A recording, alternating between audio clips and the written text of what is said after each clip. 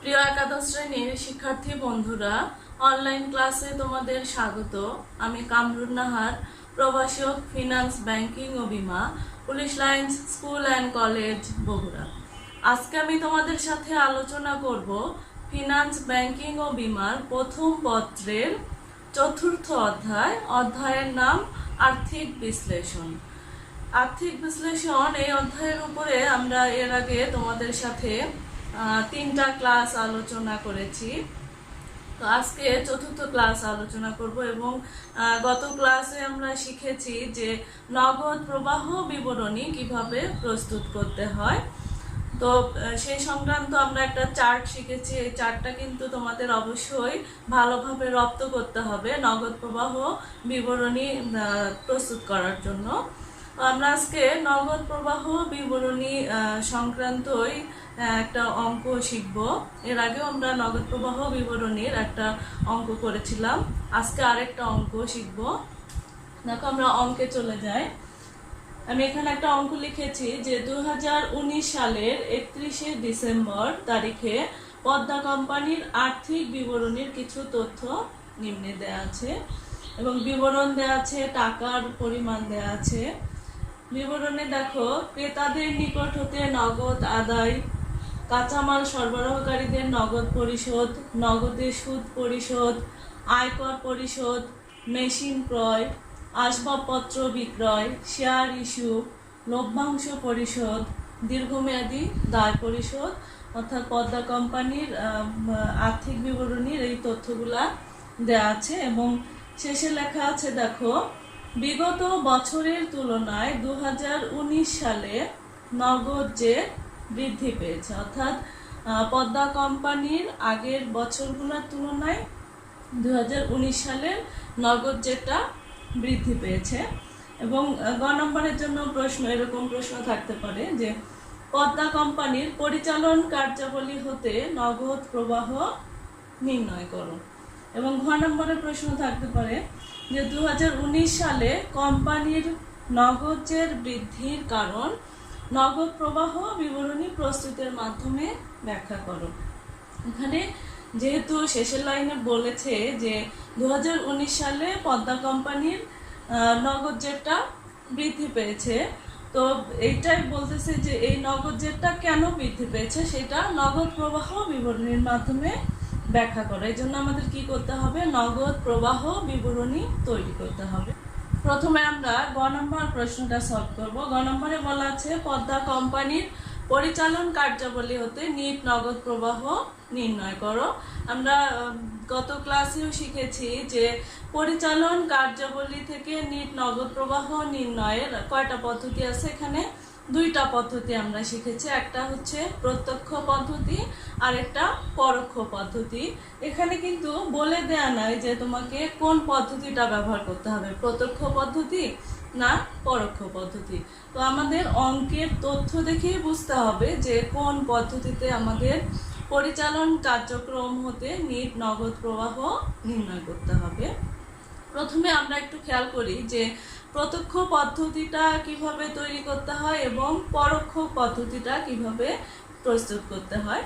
তো প্রত্যক্ষ পদ্ধতিতে আমরা কি শিখেছিলাম যে এখানে কি হয়, শুধুমাত্র প্রতিষ্ঠানের নগদ প্রাপ্তি এবং প্রদান সংক্রান্ত লেনদেনগুলা অন্তর্ভুক্ত হয়। এখানে যে বিভিন্ন ধরনের অনগদ লেনদেনগুলা থাকে, যেমন অবচয়, স্থায়ী সম্পত্তি, বিক্রয়জনিত লাভ বা ক্ষতি, এই অনগদ লেনদেনগুলা প্রত্যক্ষ পদ্ধতিতে আসে না। আর পরোক্ষ পদ্ধতিতে কি থাকে, এখানে নিট আয়ের সাথে চলতি সম্পদ এবং চলতি দায়ের পার্থক্য এবং এর সাথে যে অনগদ লেনদেনগুলো আছে, যে অবচয়, স্থায়ী সম্পত্তি, বিক্রয়জনিত লাভ বা ক্ষতি, এইগুলা কি করতে হয়, নিট আয়ের সাথে সমন্বয় করে পরোক্ষ পদ্ধতিতে পরিচালন কার্যক্রম হতে নিট নগদ প্রবাহ নির্ণয় করতে হয়। আমরা যেহেতু জানলাম যে প্রত্যক্ষ পদ্ধতিটা কিভাবে করতে হয় এবং পরোক্ষ পদ্ধতিটা কিভাবে প্রস্তুত করতে হয়, এখন আমরা অঙ্কের তথ্যগুলোর দিকে একটু খেয়াল করব, যেখানে কি তথ্য দেওয়া আছে। প্রথমত এখানে নিট আয় দেয়া নাই এবং যে অনগদ লেনদেনগুলো আছে দেখো সেগুলাও দেয়া নাই, তাহলে এটা কিন্তু পরোক্ষ পদ্ধতিতে হবে না, এটা হচ্ছে প্রত্যক্ষ পদ্ধতিতে হবে। এই যে দেখো, ক্রেতাদের নিকট হতে নগদ আদায়, অর্থাৎ এটা হচ্ছে প্রাপ্তি, প্রতিষ্ঠানে টাকা আসছে। এরপরে কাঁচামাল সরবরাহকারীদের নগদ পরিশোধ, অর্থাৎ এটা প্রদান বোঝাচ্ছে যে প্রতিষ্ঠান থেকে অর্থ চলে গেছে, অর্থাৎ কাঁচামাল সরবরাহকারীদের কি করা হয়েছে, প্রতিষ্ঠান কর্তৃক নগদ অর্থ প্রদান করা হয়েছে। তাহলে আমরা একটু আগে কিন্তু জানলাম যে প্রত্যক্ষ পদ্ধতিতে কি করা হয়, এখানে প্রতিষ্ঠানের নগদ প্রাপ্তি এবং প্রদান সংক্রান্ত লেনদেন লিপিবদ্ধ করে পরিচালন কার্যাবলী হতে নিট নগদ প্রবাহ নির্ণয় করতে হয় আমাদের। তাহলে এখানে পরিচালন কার্যাবলী হতে নিট নগদ প্রবাহই নির্ণয় করতে হবে, কিন্তু এটা কোন পদ্ধতিতে, তাহলে প্রত্যক্ষ পদ্ধতিতে প্রস্তুত করতে হবে। আমরা এখন প্রত্যক্ষ পদ্ধতিতে কি করব, পরিচালন কার্যাবলী হতে নিট নগদ প্রবাহ নির্ণয় করব। এবং এখানে কি হয়, নগদ প্রাপ্তিগুলা যোগ করতে হয় এবং নগদ প্রাপ্তি থেকে নগদ প্রদানগুলা বাদ দিতে হয়। বাদ দিলে আমাদের পরিচালন কার্যক্রম হতে নিট নগদ প্রবাহ বের হবে। প্রথমে আমরা কি করব, আমরা নগদ প্রাপ্তিগুলা যোগ করে নিব। এখানে তাহলে লিখব নগদ প্রাপ্তি, অর্থাৎ প্রতিষ্ঠানে টাকা আসছে। এখানে আমরা দেখব যে নগদ প্রাপ্তি সংক্রান্ত কোন বিষয়গুলো, কোন লেনদেনগুলো আছে। ক্রেতাদের নিকট হতে নগদ আদায়, অর্থাৎ এটা প্রাপ্তি, প্রতিষ্ঠানে টাকা আসছে, তাহলে এটা আমরা প্রাপ্তির লিখব প্রাপ্তি হিসেবে, যে ক্রেতাদের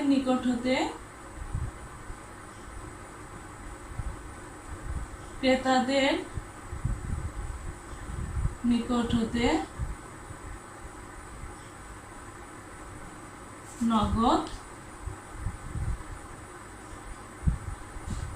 আদায় 5,70,000 টাকা।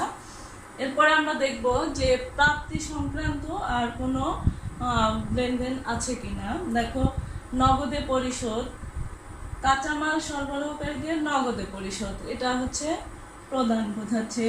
নগদে সুদ পরিশোধ, এটাও প্রদান।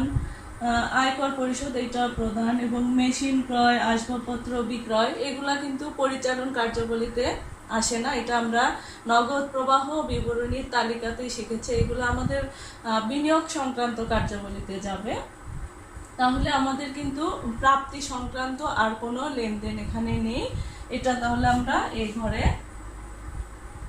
লিখে দেব 5,70,000। এখানে আমরা লিখব মোট নগদ প্রাপ্তি,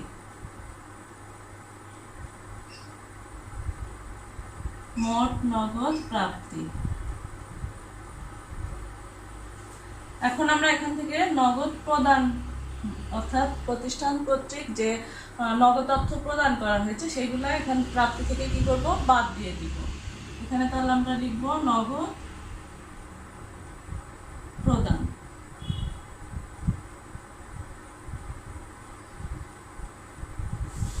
প্রদান সংক্রান্ত কাঁচামাল সরবরাহকারীদের নগদের পরিশোধ, এটা প্রদান বোঝাচ্ছে, তাহলে এটা লিখব কাঁচামাল সরবরাহকারীদের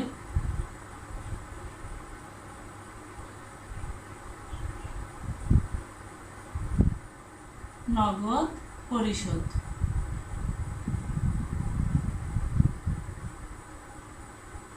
1,15,000 টাকা এই ঘরে লিখব।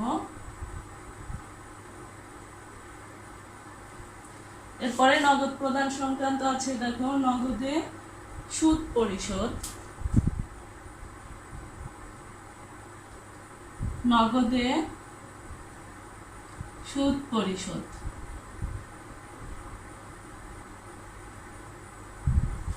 কত টাকা, 45,000 টাকা।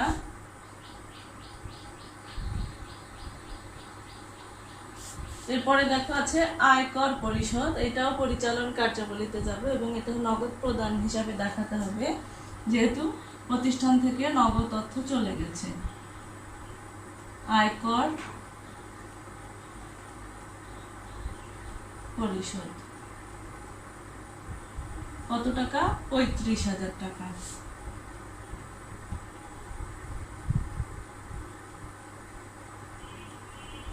এখন আমরা যেহেতু এখানে আর কোনো লেনদেন পরিচালন কার্যাবলীতে আসবে না, আমরা নগদ প্রদান সংক্রান্ত এগুলা এই লেনদেনগুলা কি করব? যোগ করে দিব। তাহলে আমাদের যোগ করলে দেখো 1,15,000 যোগ 45,000 যোগ 35,000, আমাদের টোটাল হচ্ছে 1,95,000। এটা হচ্ছে মোট নগদ প্রদান, মোট নগদ প্রদান। এখন এই প্রাপ্তি থেকে প্রদানটা আমরা কি করব? বাদ দিয়ে দিব। বাদ দিলে আমাদের আসে 3,75,000 টাকা। 3,75,000 টাকা, অর্থাৎ এটাই হচ্ছে আমাদের কি পরিচালন কার্যাবলী হতে নিট নগদ প্রবাহ। আমরা তাহলে এখানে লিখে দিব যে পরিচালন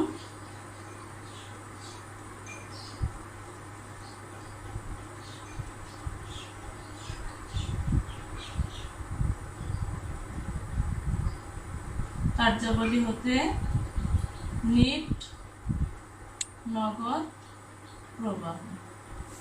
গ নম্বরের অ্যান্সার, অর্থাৎ তাহলে পদ্মা কোম্পানির পরিচালন কার্যাবলী হতে নিট নগদ প্রবাহ হচ্ছে 3,75,000 টাকা। এটা নিচে তোমরা লিখে দিবা।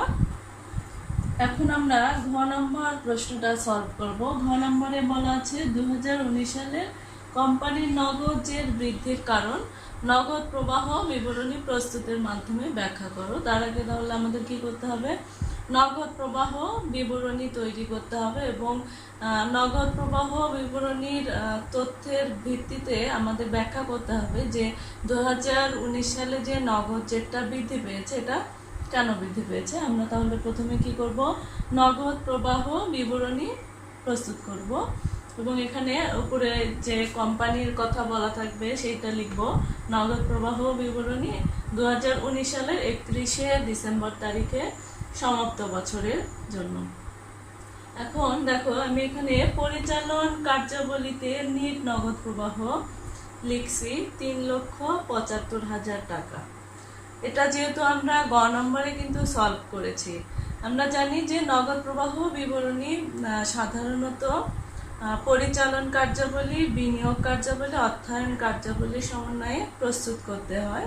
কিন্তু এই অঙ্কের ক্ষেত্রে আমরা যেহেতু গ নম্বরে পরিচালন কার্যাবলী থেকে নিট নগদ প্রবাহ নির্ণয় করেছি, সেই ক্ষেত্রে ঘ নম্বরে এসে আবার পরিচালন কার্যাবলী হতে নিট নগদ প্রবাহ আলাদা করে নির্ণয় করব না।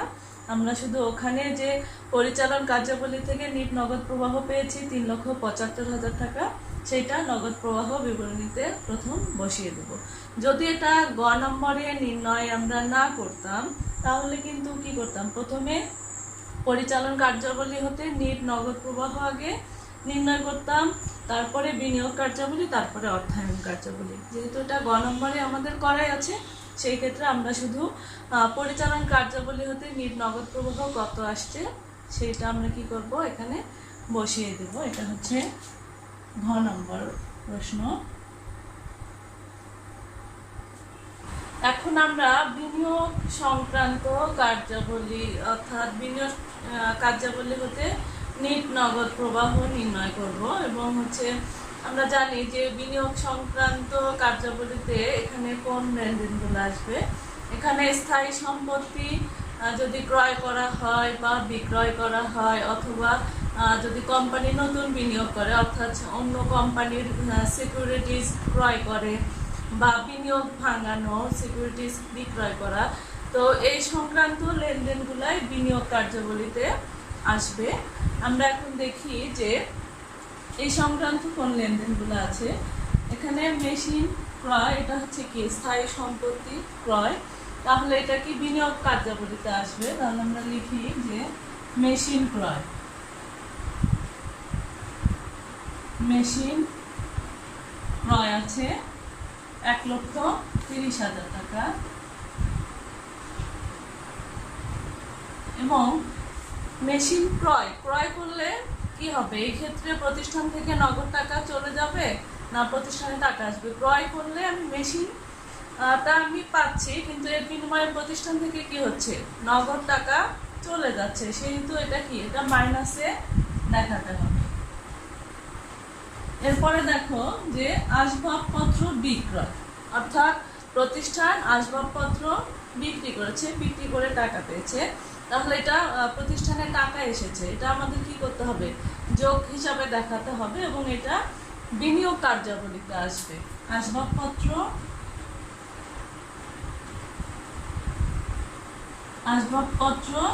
বিক্রয়, আসবাবপত্র বিক্রয় বাবদ পেয়েছি 15,000 টাকা, এটা যোগ দেখাতে হবে। এবং দেখব যে বিনিয়োগ সংক্রান্ত আর কোনো লেনদেন আছে কিনা। দেখো এখানে শেয়ার ইস্যু, এটা বিনিয়োগ সংক্রান্ত না, এটা হচ্ছে কি অর্থায়ন কার্যাবলীতে যাবে। তো বিনিয়োগ সংক্রান্ত আর কোনো লেনদেন কিন্তু এই কোম্পানির ক্ষেত্রে নাই। এখন আমরা এটা কি করব, এটা তাহলে মেশিন ক্রয়, এটা হচ্ছে যেহেতু মাইনাসে আছে, আর আসবাবপত্র বিক্রয় করে টাকা আসছে, এটা যোগ দেখাতে হয়েছে, তাহলে এটা আমরা যোগ বিয়োগ করে এই ঘরে বসাবো। আমাদের থাকতেছে 1,15,000 টাকা, এটা মাইনাসেই দেখাতে হবে, ঠিক আছে? তাহলে এটা আমরা পাইলাম যে বিনিয়োগ কার্যাবলী হতে নিট নগদ প্রবাহ।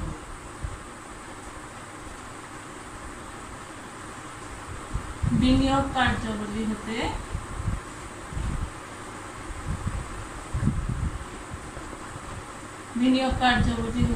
নিট